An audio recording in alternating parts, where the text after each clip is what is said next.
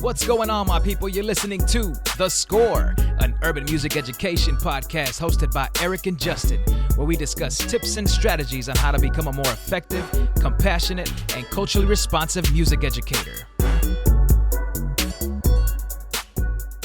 What's going on, my people? This is Eric. And this is Justin. And we're your hosts for The Score. Welcome to episode 100, 4 years of reflection, of service. Wow. From Music Ed Podcasting. What's up, Justin? How's it going, bro? I'm excited, man. We are we doing something a little bit different, huh? Just a little bit.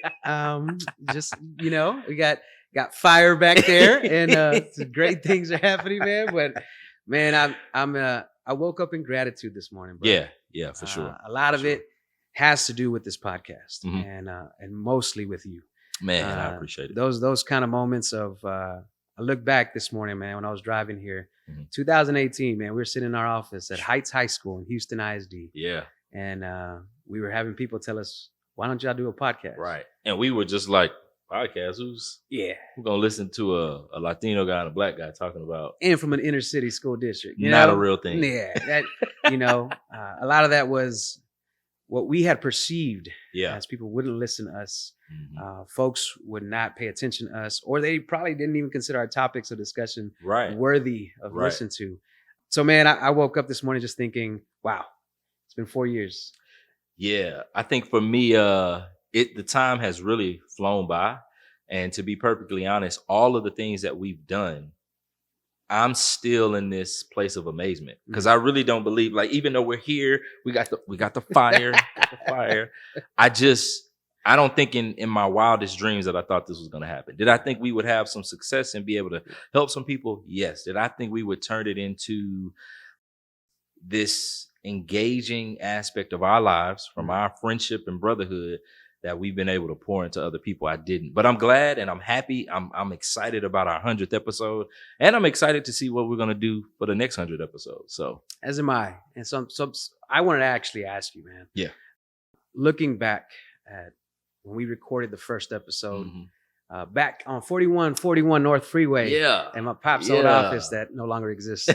But did you think for 1 second that we would be able to do the things that we've been able to do through this podcast? I didn't, to be perfectly honest. I think I would be lying if I sat here talking to you and saying, oh yeah, I knew this was, I think the apex of what we were doing and what we do now was TMEA. Yeah. If we can get to TMEA and speak life into other music educators, give them our expertise in the inner city, in the different type of environments that we lived in, I thought it was a win. Now, after TMEA happening literally within us getting it started, then the door was like, well, what's possible? Yeah.